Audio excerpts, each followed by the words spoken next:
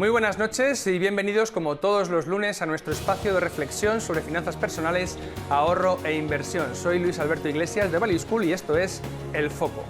Hoy hablaremos sobre las empresas de pequeña capitalización, también llamadas small caps, y de la inversión en crédito. ¿Qué debemos tener en cuenta a la hora de poner nuestros ahorros a trabajar en este tipo de inversiones? ¿Qué ventajas e inconvenientes suponen? Los expertos nos ayudarán a responder a estas y otras preguntas. Tampoco faltarán las recomendaciones de lectura y los minutos dedicados a la psicología de la inversión. Comenzamos.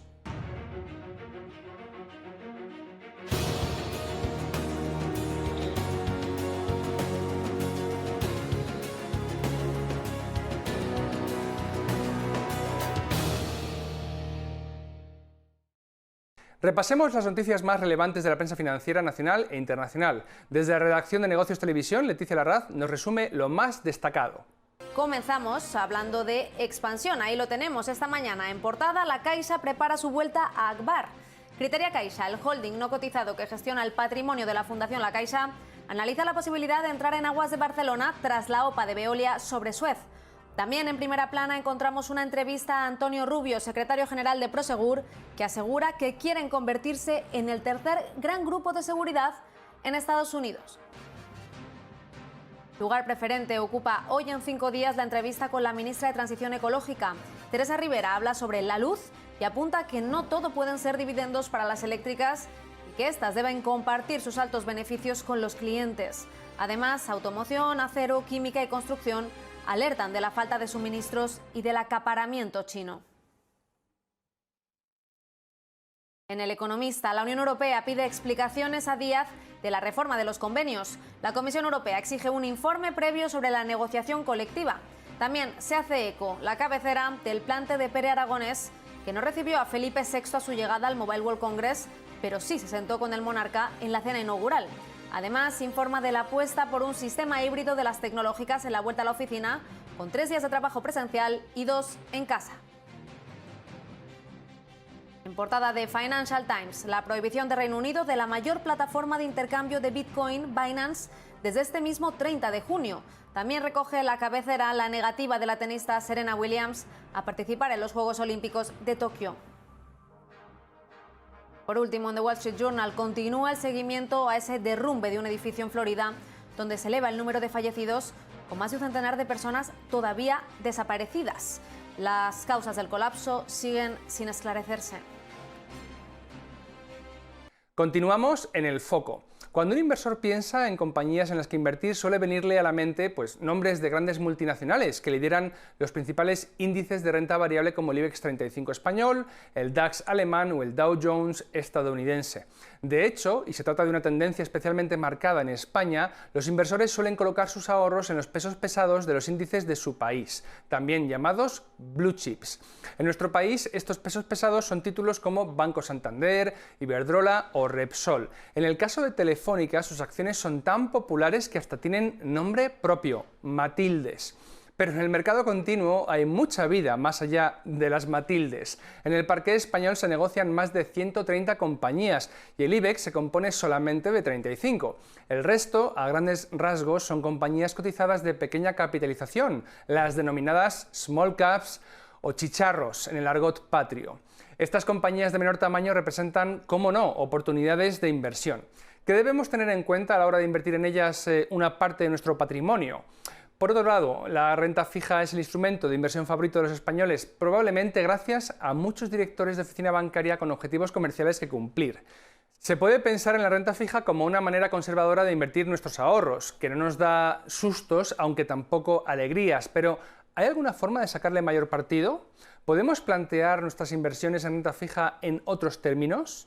Hoy hablamos de small caps y de inversión en crédito con Daniel Tello, director de inversiones de Azagala Capital, y con Gabriel Castro, gestor de fondos en Singular Bank. Daniel, Gabriel, bienvenidos amigos, ¿cómo estáis? Hola, ¿qué tal? Encantado de estar aquí. Hola, gracias Dani, gracias Gabriel por aceptar la invitación. Voy a lanzar la primera pregunta, pues bueno, es indiferente, pero vamos a empezar con Daniel. Daniel, definición y características de small caps, que no por ser compañías, por su nombre, pequeñas, son peores inversiones. No, para nada. Y definición y características, pues depende un poco, como comentaba con Gabriel alguna vez, depende si estamos hablando de una empresa europea o depende si estamos hablando de una empresa americana, donde hay conceptos diferentes sobre el tamaño que debe tener. En mi opinión, y esto es algo muy particular, nosotros en Acegada consideramos microcap a una empresa que capitaliza menos de 100 millones y entre 100 millones y 1.000 millones es una small cap. A partir de ahí, pues medium, big, lo que queráis. Y por añadir, ¿por qué es la principal característica que son desconocidas? Es que la gente está muy equivocada sobre si existen o no existen. Es decir, vienen a representar como un 20-25% del tamaño total del mercado por capitalización, pero hay más de 11.000 pequeñas compañías en Estados Unidos que representan como el 85% del total de empresas. Entonces, es raro que sean tan pequeñas y tan desconocidas cuando son muy abundantes. Oye, Dani, y una pregunta, un matiz. ¿La clasificación de small cap es igual en Estados Unidos que en Europa, por ejemplo, no digamos ya en España? ¿O se da el caso de que una clasificada como small cap en Estados Unidos no lo sea en España o en Europa, porque el mercado a ese tipo de empresas las considera ya de la siguiente categoría? Efectivamente, sí, en Europa, también lo comentaba antes con Gabriel, es decir, es que si hablamos solo de España, pues en España casi todas tendrían la consideración de pequeña compañía por tamaño en Estados Unidos. No tiene nada que ver. Es un mercado muy pequeño, muy atomizado y muy especial el español y también el europeo respecto a Estados Unidos, donde los volúmenes y los tamaños son muy superiores. Gabriel, por algún motivo, y lo vas a explicar seguramente, podemos decir, basándonos en datos, que sean más rentables las small caps y luego, hago un paréntesis, quizás más volátiles, no por ello, bueno, e incluso más arriesgadas, porque sabes que en Value School habitualmente decimos que el riesgo es la probabilidad o la posibilidad de experimentar una pérdida completa de capital, no tanto la fluctuación del precio, pero quizá todos estos elementos se den en las small caps por su actividad. Sí, así es. Lo primero yo creo que es lógico que sean más rentables porque, bueno, todos sabemos, ¿no?, que es más fácil pasar de 100 millones de facturación a 200 millones de facturación, eso es un 100%, pero es más fácil que una empresa que pase de 1.000 millones de facturación a 2.000. Al final es doblar tu facturación, por tanto, pues debería de la empresa doblar en capitalización o ser más rentable para sus accionistas. Sin embargo, pues también al mismo tiempo, a pesar de que es más fácil, también es posible que sea más volátil y no, a lo mejor yo diferenciaría ahí y ahí estoy un poco en contra de la mayoría de la creencia, ¿no? Cuando la gente ve una acción volátil, que es una small cap normalmente, tiende a pensar, esto tiene más riesgo. Eso no es real del todo. Que sea volátil significa que no hay mucha gente viéndola, no hay mucho volumen. Entonces, cuando uno quiere salir, pues vende y como no hay compradores, pues la acción se desplaza mucho en precio. Pero no significa que su negocio sea volátil. Hay que diferenciar el negocio de acción y volatilidad, evidentemente, de la acción no equivale a riesgo. Volatilidad del negocio sí, una cíclica es más volátil que una empresa de nicho con un mercado muy estable y no por ello tiene que ser small cap o big cap. Sin embargo, sí que es verdad que la small cap, pues en teoría o normalmente se mueve más en bolsa. Pero bueno, realmente este tipo de compañías yo creo que son muy interesantes. Sí que es verdad que son más interesantes porque hay menos información sobre ellas. Es muy difícil que el mercado tenga toda la información y hay que hacer muchísimo más trabajo. Por poner un ejemplo, pues en una Apple todo el mundo conoce el negocio, tiene 30 analistas siguiéndola, todos los días están los medios de comunicación. Y en otras empresas más pequeñas, no por tener un negocio peor, sino simplemente más desconocido de nicho, que también puede ser igual de bueno con unos retornos increíbles, pues hay menos información sobre ello y tienes que hacer algo más los deberes. Entonces, pues yo creo que también Dani lo compartirá, que este tipo de inversión requiere más conocimiento, más trabajo, pero también eso se ve pagado con una mayor rentabilidad a futuro. Daniel, es por esa razón que acaba de explicar Gabriel por la que las small caps, las compañías de pequeña capitalización, parecen ser predilectas, favoritas de los inversores en valor, que van a detectar esas compañías que están debajo del radar del mercado y de los analistas principales y, por tanto, pueden estar demostrando ineficiencias, entendidas como que la cotización no está reflejando realmente lo que vale el activo que está detrás. Es así, o sea, yo normalmente estoy de acuerdo siempre con Gabriel, pero es que es así, o sea, es que se cae, es un argumento que se cae por su propio peso. ¿Por qué dan más rentabilidad que las grandes compañías? Ha explicado a la perfección Gabriel, porque una empresa que vende 100 millones es más fácil que multiplique por 1000 a una empresa como Amazon, que tendría que vender en la luna, por ejemplo, ¿no? Pero la esencia es que las pequeñas compañías no las mira nadie.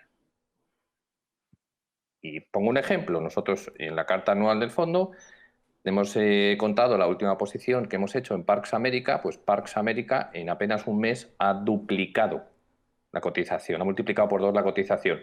Y no ha pasado nada, no ha presentado resultados, no ha cambiado nada. Es decir, es sencillamente que una empresa que valía 30 millones de dólares, que gana 3 millones de dólares al año, pues no podía estar tan barata, y más cuando empieza a conocerse más.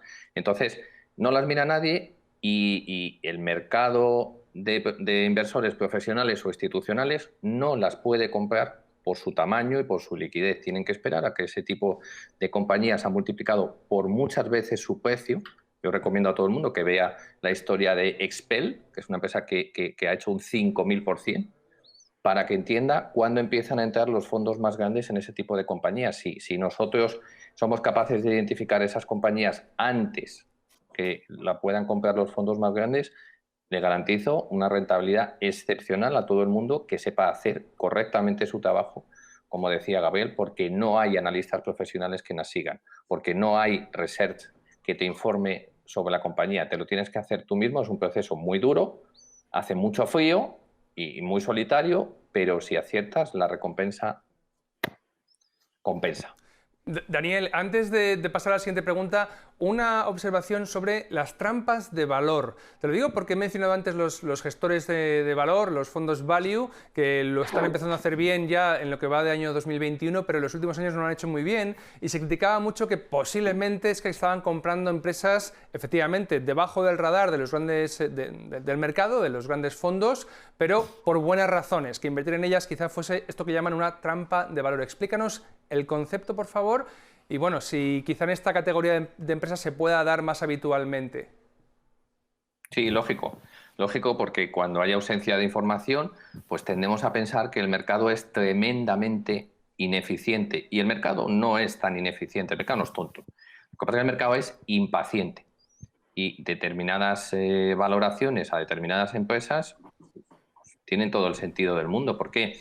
Pues porque tiene un modelo de negocio disrupcionado, porque en general la gente suele mirar al pasado cuando trata de valorar una empresa y la clave, y muchas veces lo que está pendiente del mercado, es el futuro de esa compañía, y eso no viene en los informes anuales.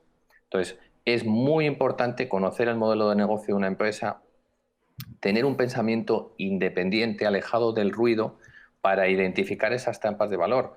Sistemáticamente, cuando una empresa está barata, suele ser porque tiene algo que el mercado está viendo, y hay que identificar si eso que el mercado está viendo es temporal o permanente. Ahí muchas veces es donde están las oportunidades, y las oportunidades es lo que va a marcar que tengamos una rentabilidad excepcional. Por eso hay que tener muchísimo cuidado con las empresas que están muy baratas, que son odiadas, que en muchos casos se han ganado a pulso múltiplos bajos.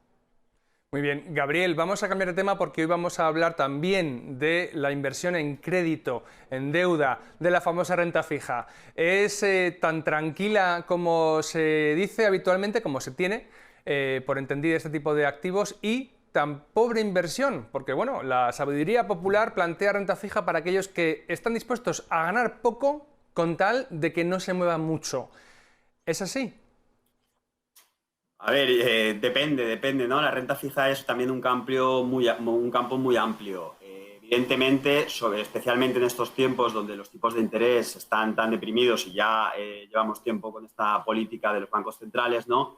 La verdad es que comprar el bono español y tenerlo en cartera a 10 años es una garantía de perder dinero, porque al final, aunque tú no lo creas, tu poder adquisitivo en 10 años no va a ser compensado por el tipo de interés que creo que está ahora al 0,5 que te habrá ido pagando ese bono durante 10 años.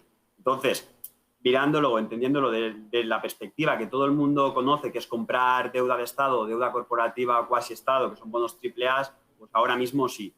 No tiene mucho sentido, ¿no?, tener la posibilidad de invertir en renta variable y ver la renta fija. Pero yo creo que realmente es una visión muy sesgada. El campo de renta fija es un campo muy amplio y hay tremendas oportunidades y además con mucho menos riesgo y con una rentabilidad incluso ajustada al riesgo mayor que la renta variable. Y eso es en compañías a lo mejor un poquito más estresadas, pero que tiene realmente, porque claro, el renta fija es un acreedor de la compañía, ¿no? Es una persona que es, por poner un ejemplo y porque todos los espectadores lo entiendan, ¿no?, que como el banco nos hace a nosotros, cuando vamos a pedir una hipoteca o vamos a pedir un préstamo, ¿no?, nos da un dinero con la esperanza de recuperar en los próximos 5 años, es un plazo de 5 años, el tipo de interés, ¿no?, que nos haya ido cobrando y luego el principal. Pues la renta fija es exactamente lo mismo, simplemente que nosotros tomamos el papel del banco.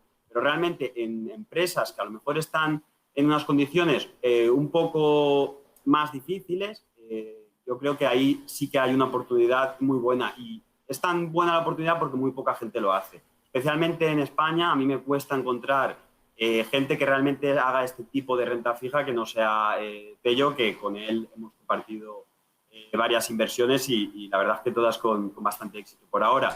Pero bueno, es eso, es prestar dinero a compañías en un momento determinado en el que tú realmente has hecho los deberes. Sí que es verdad que yo creo que en la renta fija, en este tipo de renta fija, más distrés, por decirlo de alguna manera, hay que hacer el doble de deberes, hay que ver el doble de cosas, pero el riesgo, o sea, la recompensa compensa ese trabajo bien hecho, ¿no? Y también lo que hay que entender es que cuando nosotros somos los prestamistas, ¿no?, cuando tomamos el papel del banco, tenemos muchos colchones por debajo, porque el que toma el equity realmente sí que está expuesto a una ampliación de capital, que eso beneficiaría tremendamente al acreedor, es decir, a nosotros. Está expuesto a otro tipo de estructuras, ¿no?, para poder, como ventas forzadas de activos financieros o de activos de real estate, para que realmente el bonista, depende del tipo de bono, porque también dentro de la renta fija pues hay muchas estructuras de tal, están los híbridos, están los senior, están revolving, hay una clase de activos muy elevada, ¿no? Pero sí que es verdad que la gente cree que es fija, pero no es tan fija como la gente piensa, pero hay que ir, ¿no?, a ese tipo de renta fija, por decirlo fija, aunque de fija tiene poco, para ver ese mundo en el que nosotros estamos invirtiendo. Daniel, debo decir que desde que te conocí pienso, y sé que lo has explicado porque hemos hablado y has impartido algunas clases incluso en Value School, pienso en un concepto que solo te escuché a ti por primera vez, que es invertir en crédito, ¿de acuerdo? En deuda, lo habéis explicado, pero con enfoque de valor. Es decir, yo digo, madre mía, la inversión en valor creía que era algo limitado a la renta variable, pero no es exclusivamente así. ¿Cómo se invierte en crédito con criterios de valor? Porque no hablamos de mantener el bono hasta vencimiento y cobrar un cupón del 4%. No es así como hacéis inversiones rentables o extraordinariamente rentables para vuestros partícipes, ¿verdad? No, en general, pues, yo como siempre, Luigi, pues darte las gracias por poner en valor las cosas que tratamos de hacer, pero nada de lo que yo he dicho lo he inventado. Es decir, es que hay una serie de grandes gestores que durante muchos años han hecho muchísimo dinero, muchísima rentabilidad para sus partícipes fuera de España. Pues me viene a la cabeza Joel Greenblatt, me viene a la cabeza Seth Klarman, me viene a la cabeza Howard Marks, Daniel Swin. Es decir, que en general, si tratamos siempre de buscar asimetría o opcionalidad, es decir, poco a perder y mucho a ganar, si nos dejamos fuera la renta fija, si nos dejamos fuera el crédito, que es la inversión en instrumentos de capital de las empresas, nos estamos dejando fuera un tamaño de mercado que es superior a la renta variable. Y precisamente la inversión en valor lo que busca es eso, es decir, buscar donde no mira nadie, tener ese sesgo contrarian, buscar activos de calidad infravalorados. Entonces, tiene todo el sentido del mundo si estás más protegido que el accionista optar a esa asimetría, a esa opcionalidad. Y por añadir un poco lo que decía Gabriel, que lo ha explicado muy bien, para mí la renta fija y los bonos son como los helados.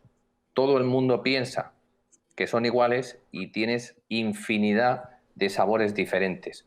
Pues esos sabores diferentes es lo que permite atender en función de nuestro perfil de inversión más conservador, más arriesgado, toda la diferente familia de bonos, desde bonos muy tranquilos, muy senior, de compañías muy estables, con balances muy fuertes, a bonos convertibles o high yield, otro tipo de estructuras un poco más cañeras, que desafortunadamente hoy en día hay que asumir un poco más de riesgo para encontrar esas oportunidades de inversión que tanto Gabriel en sus fondos como nosotros en Azagala estamos encontrando. Oye, Dani, acabas de mencionar una mayor protección para el inversor en crédito que para el accionista. Explícanos en qué consiste esto, porque supongo que es una noción que para el inversor ahorrador medio español, caracterizado por este perfil ultraconservador, eso de invertir en algo que esté más protegido le va a atraer. Sí, el inversor español medio es conservador. Pues se trata de hay algo que persigue el regulador de una manera muy acertada, y yo estoy de acuerdo que cuando alguien invierte en algún activo o en algún vehículo, pues tiene que saber un poco cuáles son los riesgos que corre. Entonces, si invertimos en un activo de una empresa, tenemos que tener muy claro cuál es la estructura de capital. Cuanto más arriba estés, más senior, más protegido estás ante un impago, un default o una quiebra, y abajo siempre está el accionista. Es decir, es el primero que recibe el bofetón si hay un problema en la empresa y es el último en cobrar si hay una liquidación, además de que la remuneración al accionista vía dividendo está al final de la cola, porque antes cobran los bonistas y los tenedores de deuda. Por tanto, el accionista siempre está aquí abajo y el bonista, ya sea en una deuda junior, subordinada o preferente, siempre está encima del accionista, y por encima está el tenedor de deuda senior, por encima está el tenedor de deuda garantizada con activos de la compañía. A mí me sorprende leer muchas tesis de inversión muy buenas, muy trabajadas, pero que a la hora de valorar la inversión en las acciones de la compañía no tengan en cuenta que una buena parte de los activos de la compañía no le pertenecen al accionista, sino que le pertenecen al bonista. Esa es la mejor definición de estar protegidos. Cobras antes que los demás. Y si hay algún problema, hay otros que reciben el bofetón antes que tú. Muy bien. Gabriel, hablando con vosotros y bueno, con inversores como vosotros en crédito, he escuchado esta frase que quiero que expliques para la audiencia. Siempre destacáis la necesidad de estudiar toda la estructura de la deuda de la empresa, toda la estructura. ¿Qué queréis decir con esta expresión? Sí, así es. La verdad es que hay analistas muy buenos, pero que sí, que luego cuando estudian lo que es la compañía, cuando tienen la tesis simplemente en la deuda, se refieren a no tiene deuda, una vez EBITDA. Prácticamente, esto no va a suponer ningún problema. Y luego, 12, 18 meses más tarde, se ve como la compañía ha sido obligada a vender ciertos activos o ampliar capital para pagar esa deuda. Entonces, ¿qué ha pasado aquí? Lo que ha pasado son dos cosas. La primera, que esté a una vez deuda no significa que no tenga deuda. ¿Por qué? Porque esa caja puede estar bloqueada en proyectos, no puede ser accesible, no es liquidez realmente, aunque sea caja, no es liquidez. También puede ser que realmente esa caja no le corresponda a la compañía, y me explico, en el working capital, que es al final el circulante de la compañía, hay muchas compañías que el pasivo, los proveedores, se financian con los proveedores. Por ejemplo, una empresa de supermercados cobra al contado, pero paga a sus proveedores a 90 días. Es decir, al final de año verás como tiene una barbaridad de caja, pero esa caja realmente es para pagar a los proveedores para que el negocio ruede. En el momento en el que el negocio sufre y cae en la facturación un 5 o 10%, el accionista se da cuenta de que de repente la deuda EBITDA escala de 1 a 3 a 4 veces sin ningún problema. Luego también hay que entender muy bien los trucos de la compañía. Hay trucos financieros como factoring, confirming, que lo que permiten es ampliar artificialmente la caja a cambio de monetizar parcialmente o pagar a los proveedores de otra manera, o que el banco, o sea, servicios que te hace el banco para ampliar esta caja. Entonces, cuando el inversor hace el análisis tan simplista de decir esta compañía no tiene deuda porque tiene una vez deuda EBITDA, realmente se está perdiendo mucho.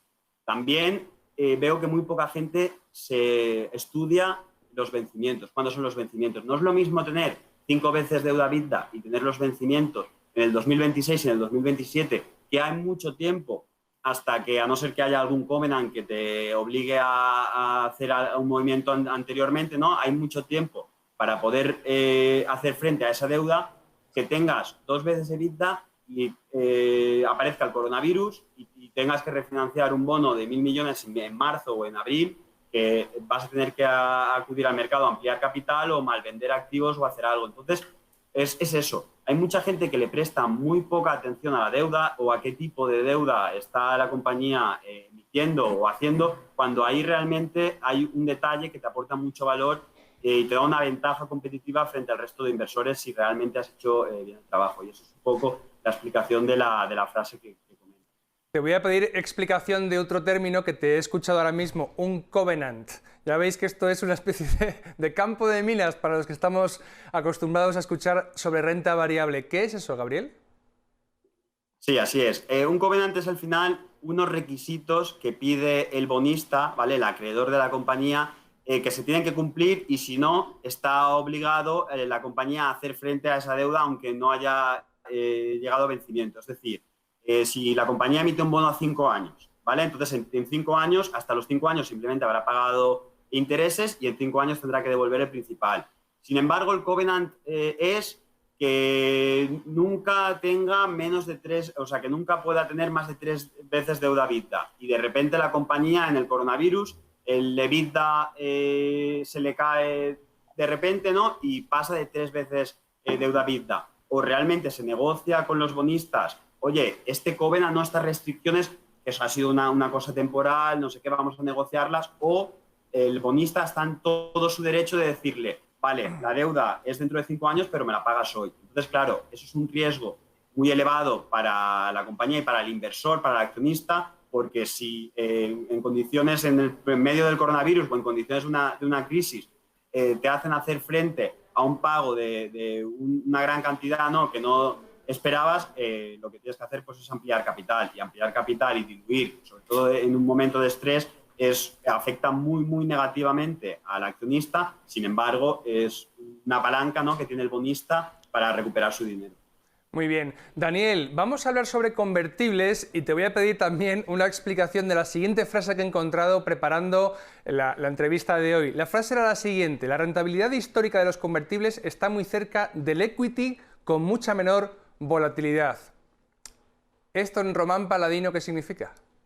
Pues esto significa que afortunadamente en Internet, pues de manera gratuita, se pueden encontrar algunos estudios académicos con documentación muy precisa en el que nos permite medir cuál es la rentabilidad del S&P de los últimos 20-25 años y cuál es la rentabilidad de los convertibles en los últimos 20-25 años.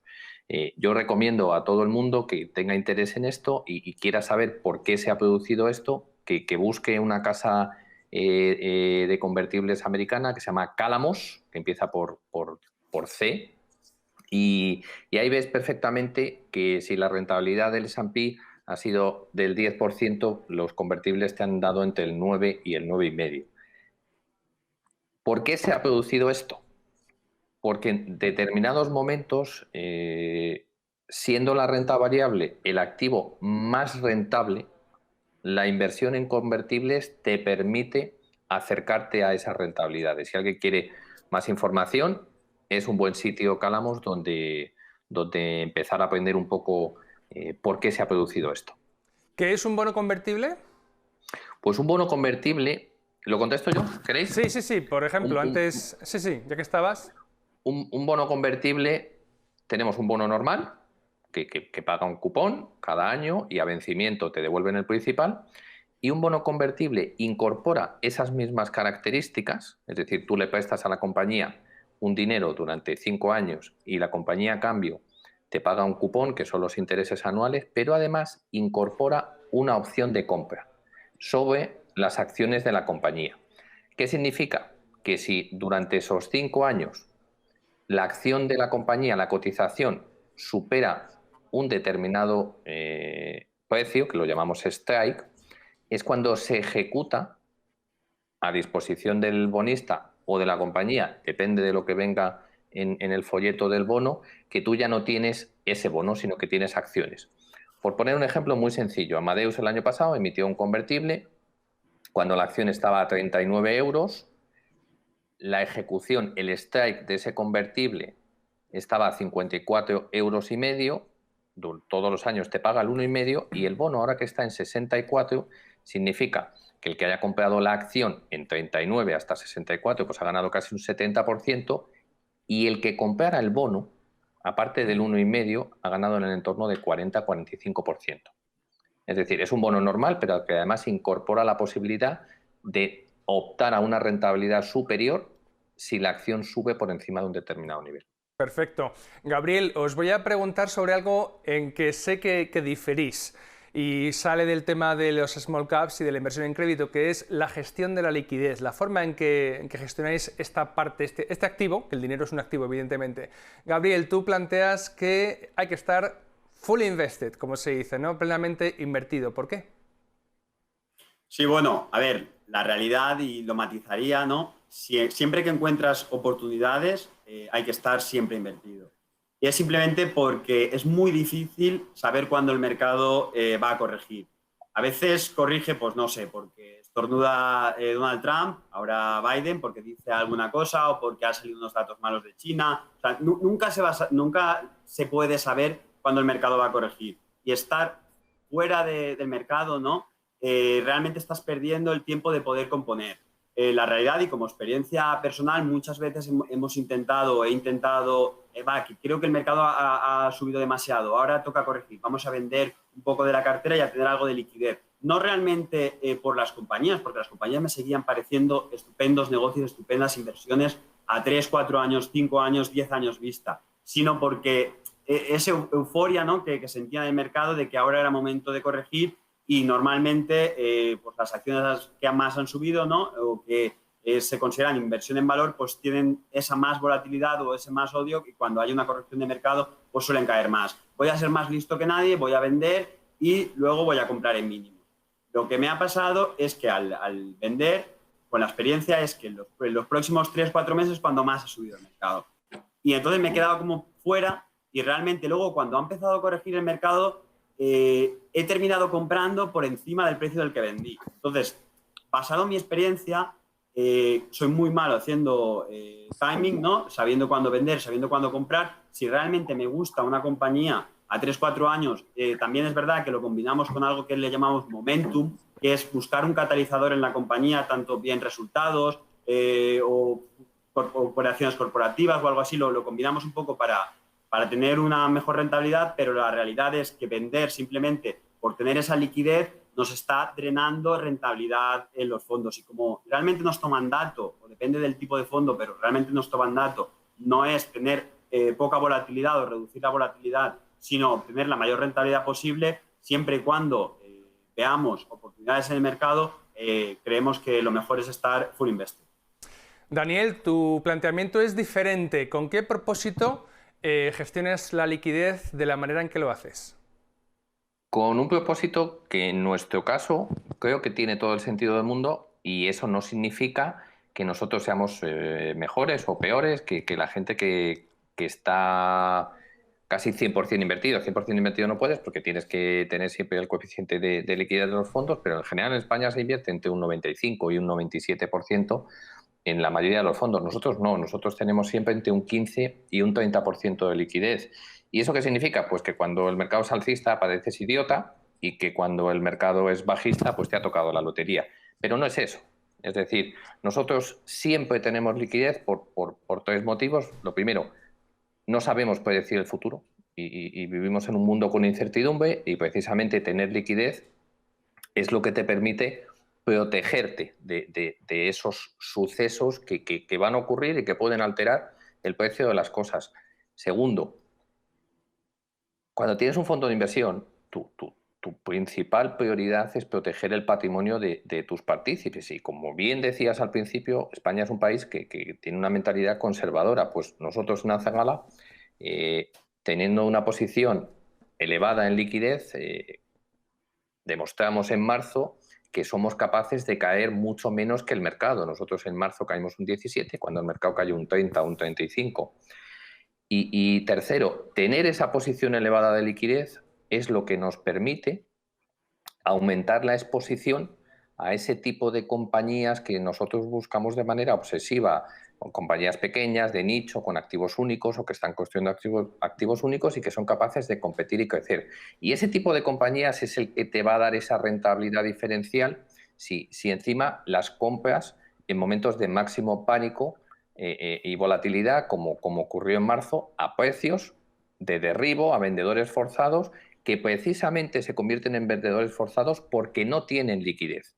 Ese tipo de periodos se caracterizan por ser una huida hacia la liquidez, una lucha por la liquidez. Y en general, que esto no lo digo yo, lo dice uno de los mejores inversores de todos los tiempos, como Joel Greenblatt, en sus clases de Columbia, a sus alumnos les pide a principio de clase que le digan la acción que ellos quieran. Pues él les demuestra que en un año, entre el alto y el bajo, esa acción se mueve de media, todas las acciones se mueven de media un 40 o un 50%. No parece mal que tengamos siempre liquidez para optar a esas oportunidades cuando se presentan. Muy bien. Daniel, sabes que en Value School siempre estamos recomendando recursos para aprender más. En este caso yo he elegido este libro, Las 5 reglas para invertir en acciones con éxito, de la colección que tenemos con Deusto, escrito por Pat Dorsey. Me parece un buen manual para aquellos que empiecen a interesarse por cómo analizar empresas, en este caso quizá small caps, en las que invertir y hacer una selección de valores personal. Sobre los temas que hemos tratado, ¿tú qué recomendarías como recurso para saber más, Daniel? Pues recursos gratuitos sobre small caps, y para destacar un poco la labor, como dices, que hace Value School, yo cambié Stock Market Genius, que sabes que es una debilidad y que además en Value School está de manera gratuita el vídeo que preparamos con ese libro. Segundo, para aprender sobre small caps, generación de ideas, y en general para aprender de gente que es mejor que tú y que te puede ayudar a acompañar el camino, yo recomiendo Twitter, pero tienes que elegir bien la gente.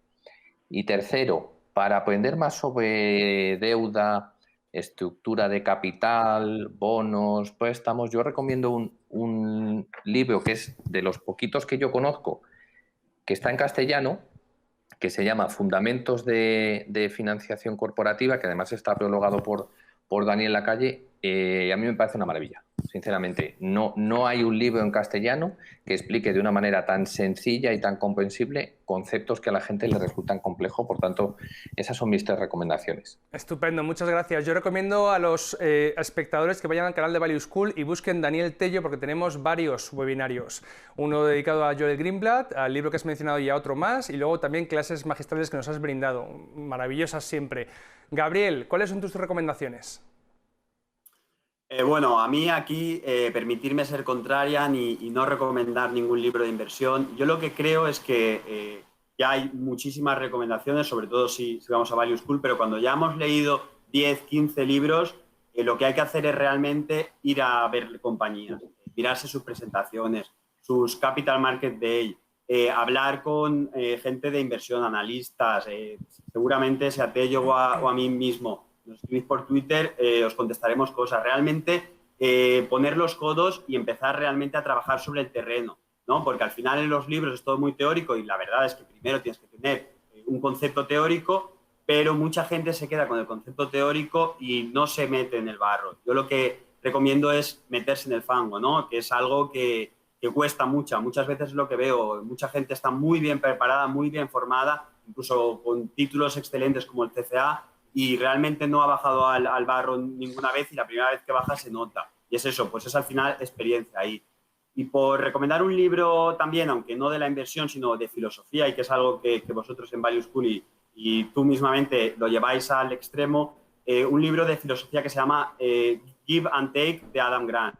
Lo que te viene a decir es que hay una serie de personas que son givers y hay una serie de personas que son takers. A los givers, que es gente que gratuitamente comparte conocimientos, ayuda a los demás, por estadística al final les va a ir mejor. ¿Por qué les va a ir mejor? Porque hay menos gente egoísta que realmente solo quiere absorber del resto y no compartir nada. Ese porcentaje de gente es muy baja.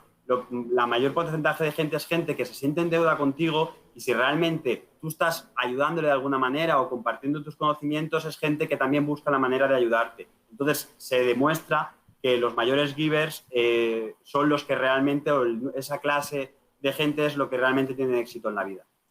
Gabriel Castro y Daniel Tello, amigos, muchísimas gracias por el tiempo que nos habéis dedicado y por el conocimiento tan valioso que compartís aquí en Value School y en vuestras redes sociales. Recomiendo a los espectadores que os sigan porque yo también aprendo un montón con vosotros. Daniel Tello y Gabriel Castro, muchísimas gracias por vuestro tiempo. Nosotros seguimos. Llega el momento de escuchar a nuestra colaboradora Paz Gómez Ferrer, que cada semana nos explica qué pasa por nuestra mente cuando invertimos. Hoy nos hablará del descuento hiperbólico. Paz, cuéntanos, por favor. Hola Luis, me alegra de volver a estar con vosotros hoy. Esta semana vamos a hablar de un sesgo menos conocido, que es el llamado sesgo de descuento hiperbólico. ¿Y qué es? El descuento hiperbólico es un sesgo cognitivo que nos hace elegir recompensas más pequeñas e inmediatas frente a recompensas mayores, pero alejadas en el tiempo. Ahora bien, ¿por qué sucede este sesgo? Se debe a que la satisfacción inmediata tiene un gran poder de atracción. En gran medida, podemos decir que el ser humano está como programado para la ahora. Te voy a poner un ejemplo. Si un grupo de personas les dicen que les van a pagar 1.000 euros en un año o 700 euros ahora mismo, ¿qué crees que elegirían? Las investigaciones nos muestran que la mayoría elegirían recibir los 700 euros ahora mismo, puesto que los 1.000 que les darían en el futuro lo ven con menor valor. Así de simple. Cuanto más se retrasa la recompensa en el tiempo, más valor va perdiendo y los seres humanos queremos y buscamos gratificación inmediata y ahora. Os preguntaréis, ¿por qué surge este sesgo? ¿De dónde viene? Es el famoso refrán que lo resume como más vale pájaro en mano que ciento volando. Este sesgo viene del instinto de supervivencia, el que nos ayuda a sobrevivir a través de los tiempos. Es parte inseparable de nuestra humanidad.